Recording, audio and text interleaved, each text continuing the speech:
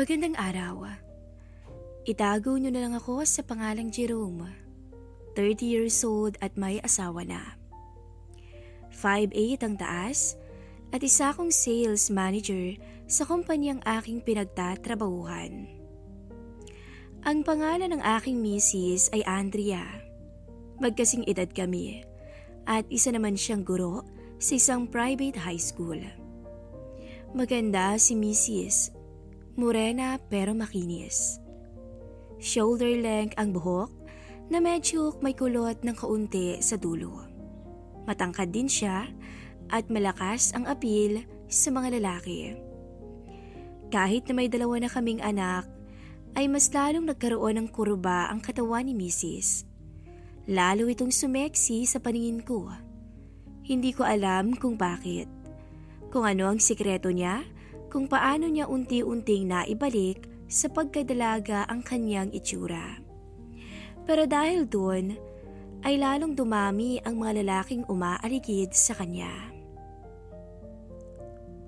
At ngayong araw, gusto ko lamang ibahagi sa inyo ang kakaibang karanasan at alaala namin ng aking asawa noong panahong na-confine ako sa ospital. Ito ang pangyayari sa aming buhay na talaga namang hindi ko makakalimutan. Nagumpisa ang lahat nung nagkasakit ako ng dengue. Tumaas ang aking lagnat at kinakailangang dalhin ako sa ospital. Halos kabado at alalang-alala si Andrea sa akin dahil nanginginig na raw ako. Inahabilin na lang niya muna ang mga anak namin sa aking biyanan habang kami ay nasa ospital. Sa awa ng Diyos ay naagapan naman ako. Pero ang sabi ng doktor sa akin ay kailangan ko munang magpahinga sa ospital sa loob ng 1 linggo para masuri pa ako kung mayroon mang pagbabago.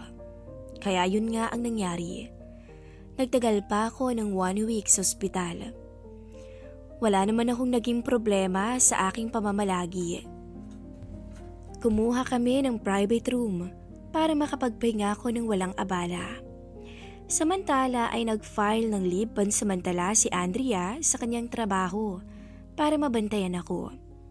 Kaya kasama ko ang aking asawa sa ospital habang nagpaparecover ako at inaantay ang muling panunumbalik ng aking lakas at sigla. Pero may napansin lang akong isang bagay habang ako ay nasa ospital. Yun ay ang 2 nurse na lalaki na nagbabantay sa akin. Mga gwapo at may appeal ang mga to. Wala naman silang ginagawang masama sa akin. Pero ang napansin ko lang ay panay ang sulyap nila kay Mrs. sa tuwing dadating sila sa loob ng room ko para kumuha ng mga vital signs o magbigay ng gamot. Hindi ko naman sila masisisi dahil maganda naman talaga ang aking asawa. Morena at makinis ang kutis, maganda talaga si Mrs. At nariyan pa ang maamo niyang muka. Isama mo pa rito na palagi siyang nakangiti na nagbibigay impresyon sa mga tao sa kanyang paligid na siya ay talagang palakaibigan. Hindi naman talaga siya mahirap lapitan. Unang pag-uusap niyo pa lang ay siguradong magiging magaan ang loob mo sa kanya. Kahit marami ang nahuhumaling sa kanya, ay nanatiling tapat sa akin ang aking magandang asawa. At mahal na mahal niya ako. Yun ang palagi niyang sinasabi sa akin. Lumipas ang ilang araw. Ay tumaas ulit ang aking lagnat. Sabi ng doktor, kailangan ko pang manatili hanggang sa gumaling ako. Kaya medyo na-extend pa ang pagtigil ko sa ospital. Wala namang problema kay Andrea. Sinabi niyang ayos lang para mas maasikaso niya ako at masaya siya sa ginagawa niya.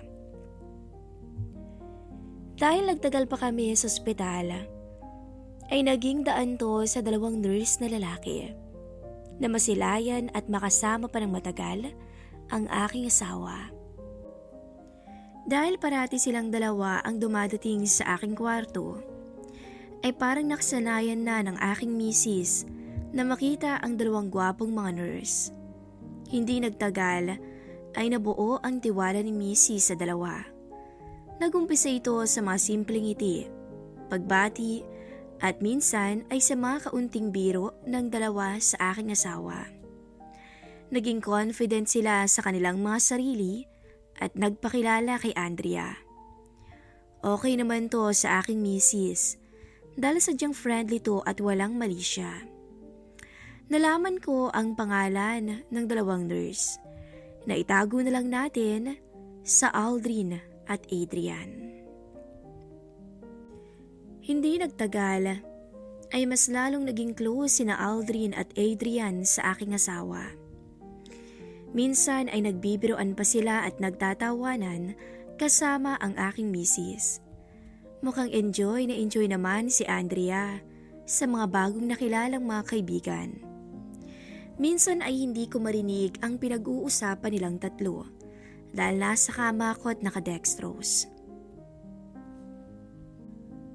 Nung una ay di ko nalang pinansin ang nangyayari dahil sabi ko sa aking sarili ay baka paranoid lang ako o nai-insecure sa dalawang lalaki. Isa pa'y malaki ang tiwala ko sa aking asawa.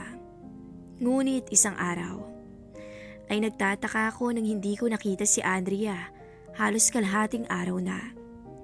Umaga kasi nung magpaalam sa akin, nabibili siya ng aking gamot. Pero laking pagtataka ko na hindi na siya bumalik at halos hapon na nang dumating siya. Tinanong ko siya kung bakit natagalan siya at kung saan siya pumunta at nagulat ako sa kanyang isinagot. Day off daw nina Aldrin at Adrian nung araw na yun at inimbita siya na mag-lunch sa labas. Sorry honey alam mo naman na mababait ang mga yun, kaya pumayag na lang ako. Sabi ni Andrea sa akin. Nahihiya rin kasi akong tumanggi Dugtong pa niya. Sa totoo lang ay halos gusto kong sigawan siya sa galit nang marinig ko ang kanyang paliwanag. Mabuti na lang at nakapagpigil ako. Hindi ako makapaniwala na mas pinili pa ng aking asawa na sumama sa mga lalaking to kaysa unahin ang aking gamot. Ang masakit pa ay nakalimutan pa ng aking misis na bilhin ang aking gamot. Nagtampo ako kay Andrea ng mga oras na yun at hindi ko siya kinausap. Pero nagulat ako dahil parang hindi niya to pinansin at parang wala lang sa kanya na masama ang loob ko sa kanya sa kabila ng lahat. Noon kasi ay kaunting tampo ko lang sa kanya ay alam niya kaagad to at talagang nilalambing niya na ako.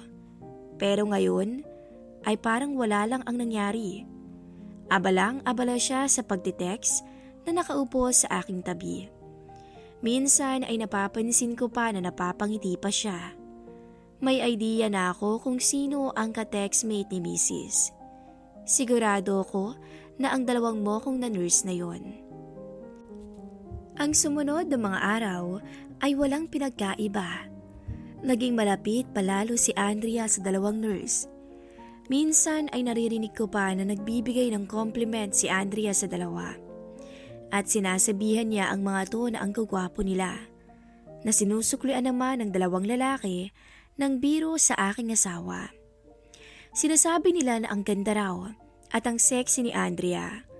At inalok pa si Mrs. ng dalawa sa iisang kwarto lang, kahit isang gabi lang daw. Ginagawa nilang biroan na ito sa mismong harapan ko pa. Hindi ko maintindihan kung bakit biglang naging ganon ang ugali ng misis ko. Minsan ay hindi na ako nakapagtimpi at pinagsabihan ko si Andrea. Pero ngumiti lamang siya at sinagot ako. Nagbibiroan lang naman kami, honey. Alam mo naman na ikaw ang mahal ko, di ba? Nung sabihin niya yun, wala na akong nagawa. Hindi ko kayang magalit talaga sa kanya dahil madadagdagan lamang ang stress at sakit na aking nararamdaman. Ngunit ayaw mang tanggapin ang aking pride bilang lalaki. Nangyari ang isang bagay na di ko talaga inaasahan.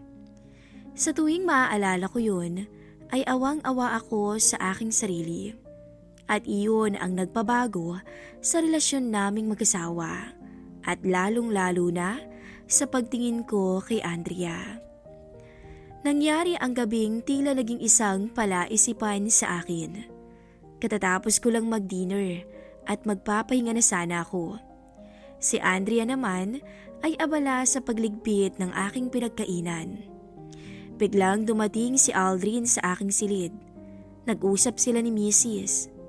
Dahil medyo malayo ako sa kanila at mahina ang kanilang mga boses, ay hindi ko marinig ang kanilang pinag-uusapan.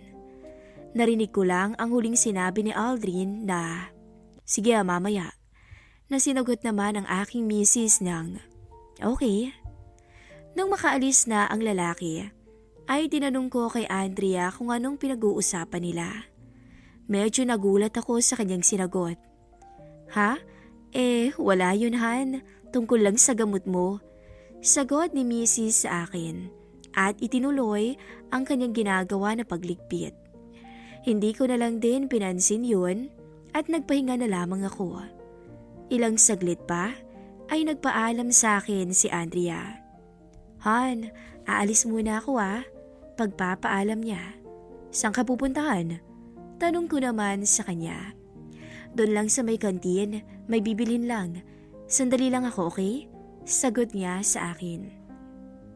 Sa huli, hindi ko na siya pinigilan. Dali-dali siyang umalis na para bang may hinahabol na oras. Ilang saglit pa ay bumukas ang pintuan. Akala ko ay si Andrea nang dumating, ngunit hindi pala. Nang aking tingnan ay si Adrian pala ang pumasok. May daladalang tray ng mga gamot. "Oh, ikaw lang ba ngayon sir? Nasaan si Mrs.?" Tanong ni Adrian sa akin at inilagay ang tray sa mesa na nasa tabi ko. Umalis may binili." Sagot ko naman. "Ganun ba?" Sabi ni Adrian nang umiti.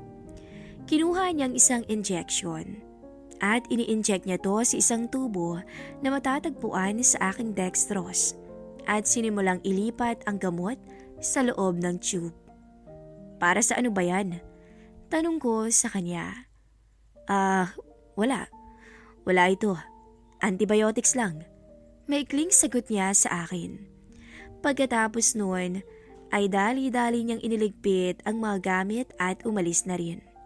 Nagtataka ako dahil sa naaalala ko ay hindi na ako binibigyan ng antibiotics.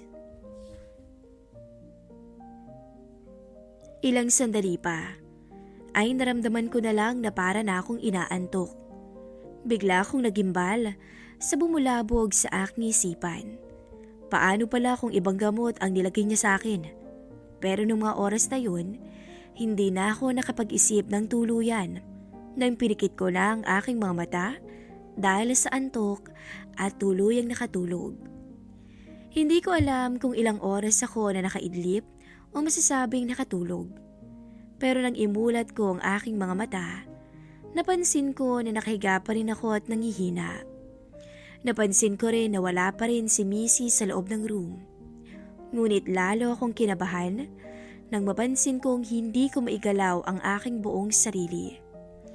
Nakabukas ang aking mga mata at yun lang ang tanging parte ng aking katawan na maigagalaw ko ng mga oras na yun.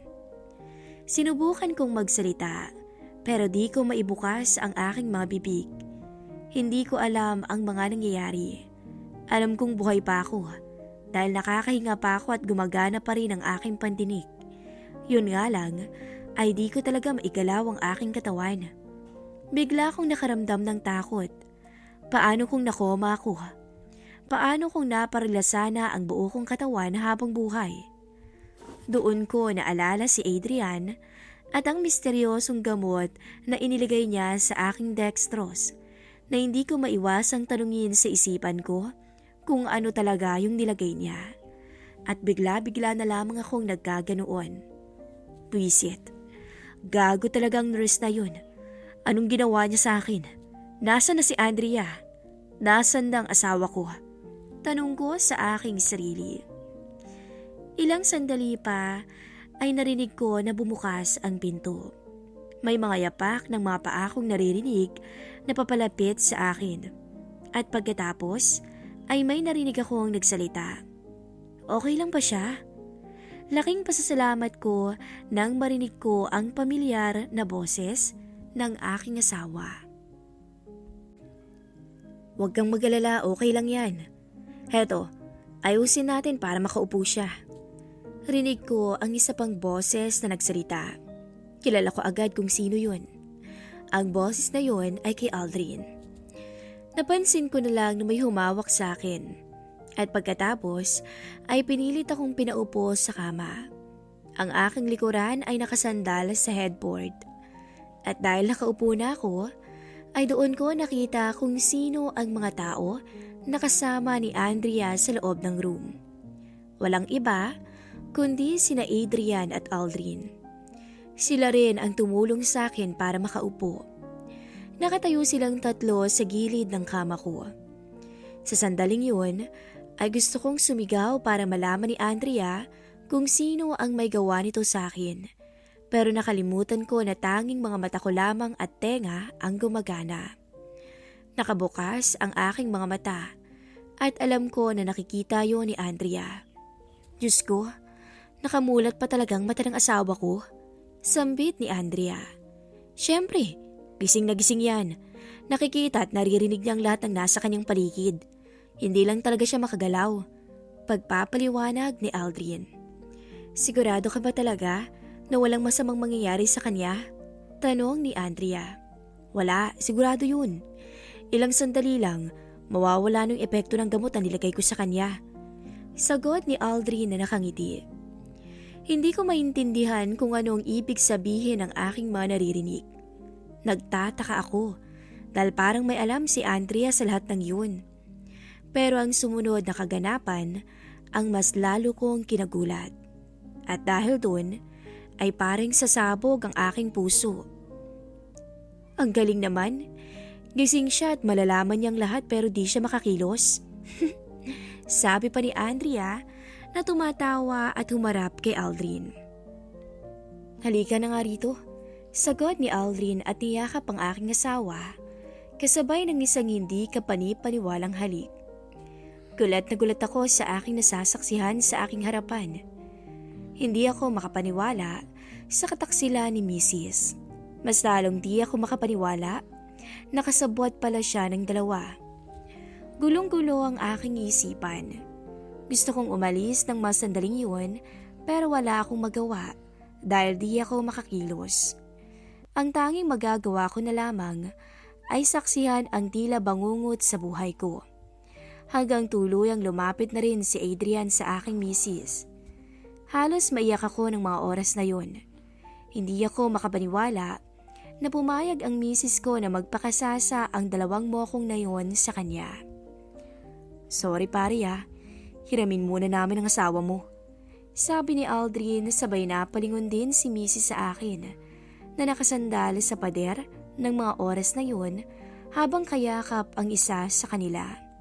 Sorry Hana, ang gagwapo kasi sambit ni Andrea. Hindi talaga ako makapaniwala sa aking narinig. Hindi ko alam kung nasa tamang wisyo pa rin ba si Mrs. para masabi niya ang bagay na yun. At ilang sandali pa ay nasaksihan ko na ang pinakamasakit na yugto ng buhay ko. Sinubukan kong ipikit ang aking mga mata pero naririnig ko pa rin ang lahat. Ang di ko pa matanggap ay ang saya sa mukha ng aking misis na tila nawala na sa katinuan. Ilang sandali pa ay tuluyan silang umakyat sa kama kung saan ako nakaupo. Nasa paanan ko lamang sila. Doon ay para na akong masisiraan ng bait. Malinaw sa akin ang lahat. Daig pa ni misis ang isang bayaran. Panalong asawa mo pare. Iyon ang huling katagag narinig ko sa kanila bago sila tuluyang umalis ng room. Yun na nga ang nangyari sa akin sa ospital. Pagkatapos noon ay wala namang masamang nangyari sa akin. Nakakilos ako ng normal nung mawala ang bisa ng gamot. Nang ma-discharge na ako sa ospital, ay nagbago na ang lahat sa amin ng aking asawa. Hindi ko talaga siya kinakausap. Lagi niya akong sinusuyo at sinasabing ginawa lang daw niya yun para manumbalik ang sigla ko pagdating sa kama. Pinilit kong inintindi yun na sa tingin ko naman na may punto siya. Sa huli, pinili kong hindi kami magkahiwalay ni Andrea.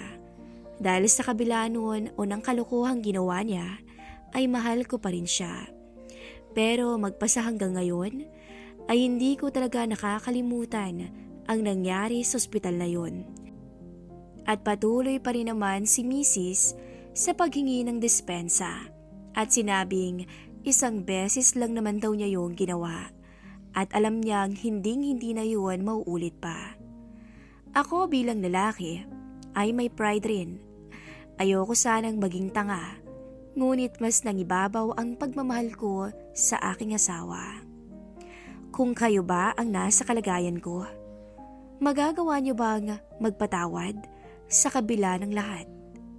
Hanggang dito na lamang po ang aking istorya. At muli, ako nga po pala si Jerome.